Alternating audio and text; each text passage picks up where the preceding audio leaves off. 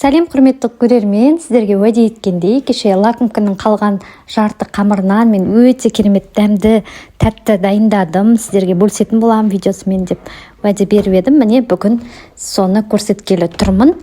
Міне дәл лакомканың қамырын дайындаймыз, яғни жылы сүт, жылы суға қантымызды, тұзымызды және бөлме температурасында еріп тұрған немесе арнайы ерітіп алған сары майымызды, одан кейін аштығымызды салып, біртіндей отырып, ұн сала отырып, өте жүмсақ, ыдысқа қолға бір қатты бір жабыса бермейтін, бірақ өте жұмсақ қамыр илеп шығатын боламыз.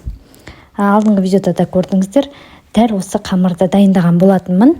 Жартысынан лакомка дайындадым, өте керемет балалық шақтың бал дәмін бірге дайындадық. Енді қазір сол қалған қамырдан балалар үшін өте бір тәтті домалақтар дайындадым. Шариктер балалар дайын болған кезде бірден жоқ болып кетті ғой. Бірден жеп қойды. Міне осылай қолыңызбен керек мөлшерде үзіп алып, дөңгелектеп алыңыз. Бұл аштықмен жұмсақ ашытылған қамыр болғаны ешқандай қатып кетпейді. Өте керемет ауызда еритін дөңгелек шариктер дайын болады. Міне осылай қызып тұрған майда қуырып аламыз, яғни қызартып пісіріп алатын боламыз. Жылдам піседі.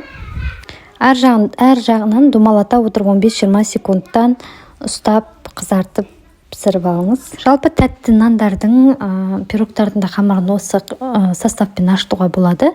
Және пирогтан, тағы да бір бәліштерден қалған қамыр қалып қойып жатса, осы балаларға осындай тәтті дайындап берсеңіздер болады. Өте қарапайым, оңай дайындалады. Шариктерді жасай қоясыз, майға қуырасыз.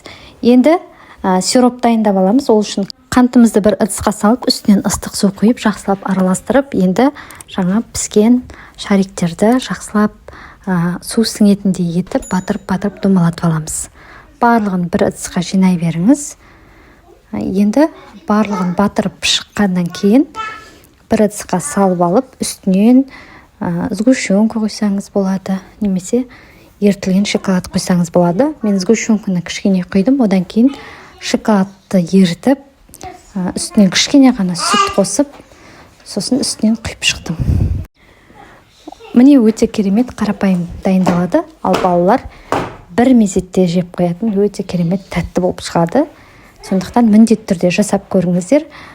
Қоспасында ешқандай артық қоспа жоқ, өте қарапайым, балалар үшін өте тойымды, керемет тәтті болып шығады. Міндетті түрде жасап көріңіз. Менің каналымда әрқашан пайдалы қарапайым рецепті шығып тұрады, сондықтан арнаға тіркеліп, міндетті түрде лүпіліңізді, пікіріңізді қалдыра кетіңіз. Келесі видеоларда жолыққанша.